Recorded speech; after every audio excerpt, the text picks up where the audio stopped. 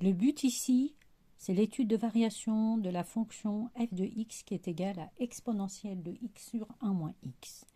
Avant de se lancer dans cette étude, nous devons déterminer le domaine de définition car on remarque que f de x se présente sous forme d'une fraction. Toute fraction ne doit pas être, le dénominateur de toute fraction ne doit pas être égal à 0. Donc on va exclure ici la valeur qui annule notre dénominateur. Donc là, la valeur qui va annuler notre dénominateur est 1. Valeur interdite. Donc le domaine de définition, ce seront tous les réels, 1 exclu. Donc si on l'écrit sous forme d'intervalle, ça sera 1 exclu et on reprend de 1 à plus l'infini. Après avoir déterminé le domaine de définition d'une fonction, on doit étudier le comportement de cette fonction aux bornes du domaine de définition. Donc là, je vais étudier les limites à moins l'infini, plus l'infini, et aux bornes de 1, donc avec des valeurs supérieures et 1 avec des valeurs inférieures. Plutôt 1 avec ici des valeurs inférieures et 1 avec des valeurs supérieures. Car au niveau de 1, notre fonction n'est pas définie. Donc dans un premier temps, je vais calculer les limites de f de x quand x tend vers moins l'infini. Donc je vais remplacer bêtement tout x par moins l'infini.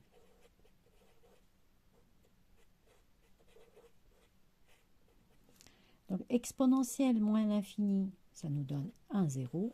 On peut mettre un 0 plus. 1 moins l'infini, donc c'est plus l'infini. Si on ne sait pas calculer ce genre de fraction, bah, on simplifie. Parfois les élèves me disent 0 sur plus l'infini, j'y arriverai pas. Donc on simplifie. 0, 1 sur plus l'infini, 0. 0 fois 0 égale 0. Maintenant, je vais calculer la limite de f de x quand x tend vers plus l'infini. Donc là, c'est un peu plus simple parce que exponentielle de x l'emporte sur x, donc par croissance comparée, la limite de f de x revient tout simplement à calculer la limite de e de x sur moins x.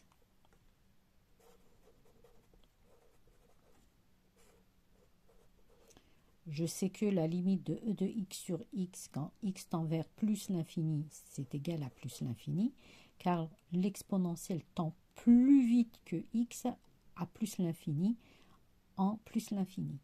Donc, exponentielle de ex sur x quand x tend vers plus l'infini, ça nous donne plus l'infini, précédé d'un moins, donc j'aurai moins l'infini. Alors là, on a oublié de préciser que quand la limite de f de x tend vers moins l'infini égale à 0, existence d'une asymptote horizontale. Donc il faut tout noter. Asymptote horizontale. Tout noter, tout noter. Et là, nous allons passer à la limite de notre fonction quand x tend vers 1 avec des valeurs supérieures, ce qui nous ramène à imaginer un 1,00001. Donc, je remplace bêtement. Exponentielle 1 n'est pas concerné par la limite, donc je mets 1. Et c'est le dénominateur qui est concerné par cette limite. Donc 1 moins 1,00001, je vais exagérer, hein, mais normalement c'est encore plus précis. Et on n'a pas de limite en fait, hein, 1,10 milliard de 0 et puis après on a 1. Donc on voit que cette différence va nous donner un 0 moins. 1 moins 1,000001 nous donne un 0 moins. Et donc notre limite sera égale à moins l'infini. On s'y attendait un peu parce que comme 1 est une valeur interdite, donc c'est un mur infranchissable, donc notre fonction va tendre soit vers plus ou soit vers moins l'infini. Il faut être juste judicieux faire attention au signe moins, parce que certains s'imaginent que si c'est 1 avec des valeurs supérieures, j'aurai forcément plus l'infini. Non. Donc, il faut faire attention aux différences ici. 1 moins x, là. Non, d'accord. Si j'aurais x moins 1, on s'attend à un 0 plus, mais 1 moins x, ça sera plutôt 0 moins. Donc, ça sera moins l'infini. La limite maintenant de f de x quand x tend vers 1 avec des valeurs inférieures, donc on s'imagine un petit 0,9999999, etc. Donc la différence entre 1 moins 0,999 va nous donner un 0 plus. Donc j'aurai e de 1 sur un petit 0 plus, et exponentielle 1 sur 0 plus nous donne plus l'infini. Existence d'une asymptote verticale. Donc notre fonction possède une asymptote horizontale à moins l'infini et une asymptote verticale à x égale 1. Maintenant, après avoir calculé les limites, calculons la dérivée.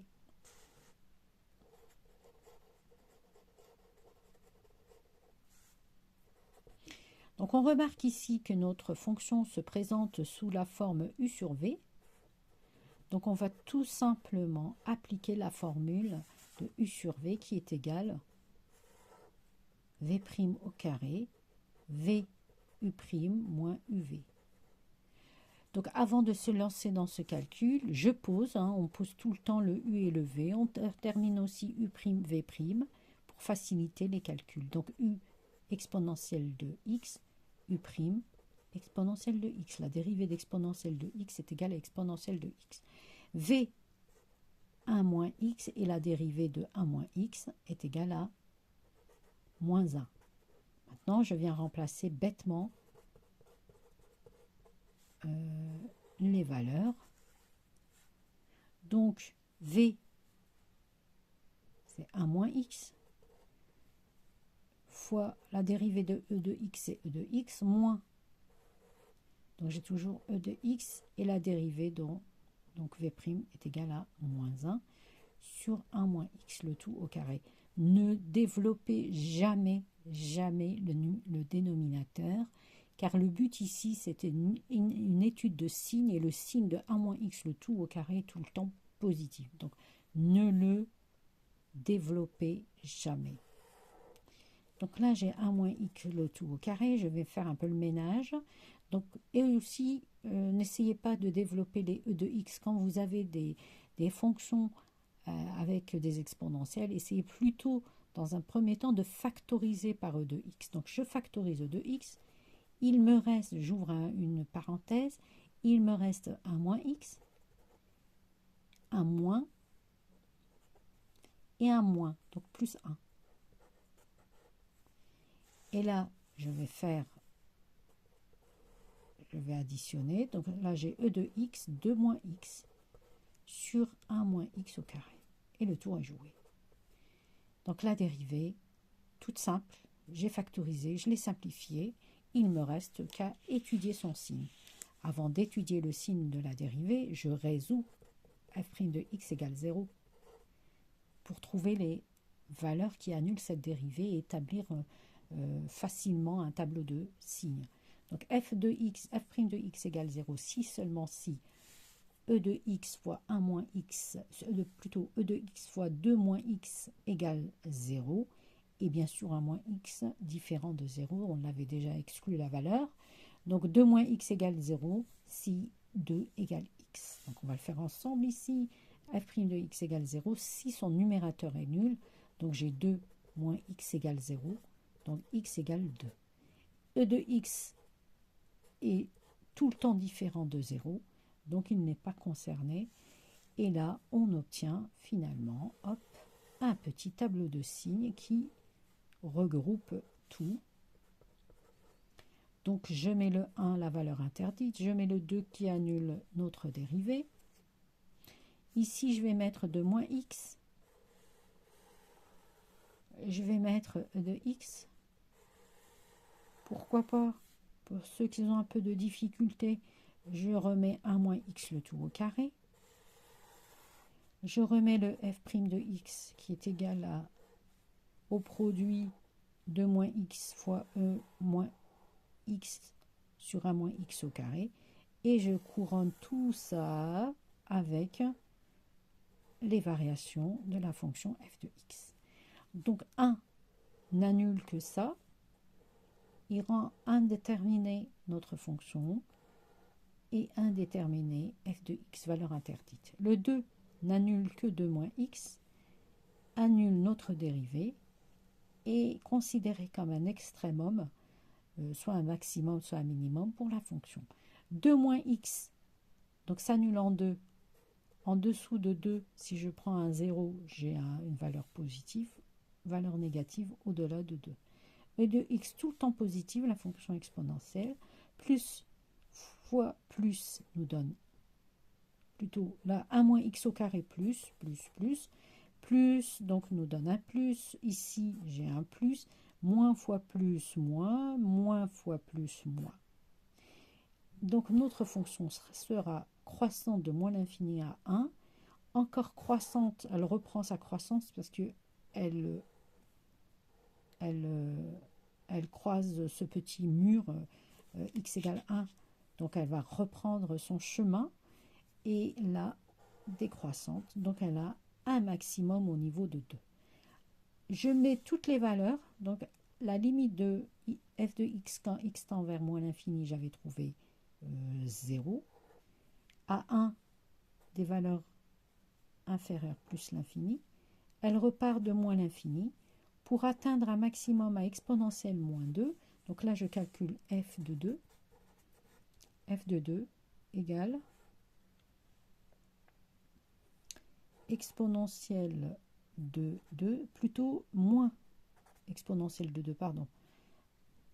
1 moins 2, donc j'aurai moins exponentielle de 2 sur 1. Donc 1 moins 2 moins 1, j'ai mis le moins 1, donc moins exponentielle de 2. Donc inutile de calculer les valeurs, il faut mettez toujours la valeur exacte. Si vous voyez qu'elle est assez compliquée, vous mettez f de 2 et de côté, vous faites le calcul. N'encombrez surtout pas votre tableau de signes et de variations. D'accord ? De côté, vous mettez vos calculs et tout sera compté. Et à plus l'infini, j'ai moins l'infini. Voilà. Donc asymptote horizontale. Et si vous voulez, bien sûr, vous pouvez vérifier avec la calculatrice, mais on va le faire ensemble sans calculatrice. Donc ici, le 1 est considéré comme une barrière. Donc je vais mettre le 0, mais vraiment rapidement. X égale 1. À moins l'infini, donc, on a une asymptote horizontale, donc notre fonction va se reposer sur l'axe des abscisses, donc elle se repose. Et à 1, elle va vers plus l'infini. Hop. Il serait vraiment judicieux de calculer f de 0 pour voir notre fonction, l'intersection de cette courbe avec l'axe des ordonnées. Pour cela, calculer f de 0, on va le calculer tout de suite. Donc f de 0 égale à exponentielle 0 sur 1 moins 0. Donc exponentielle de 0, c'est 1. Donc notre courbe va couper l'axe des abscisses l'axe des ordonnées en 1. Puis après, notre fonction reprend son chemin à 1 avec des valeurs supérieures, donc elle part de moins l'infini, elle est là, hop, tout en bas, à moins l'infini. Elle a un maximum en e à moins e à la puissance 2, donc on va s'imaginer que c'est là, j'ai pas de place, et après elle replonge pour partir à moins l'infini. D'accord, hop, et on s'imagine ici... donc on remarque que notre fonction de 1 à plus l'infini, elle est tout le temps négative. Voyez, et de moins l'infini à 1, elle est tout le temps positive. Donc ça serait bien aussi d'étudier le signe de votre fonction. Aussi les points d'intersection avec le TVI, chose que je ferai dans une prochaine vidéo. Bon courage!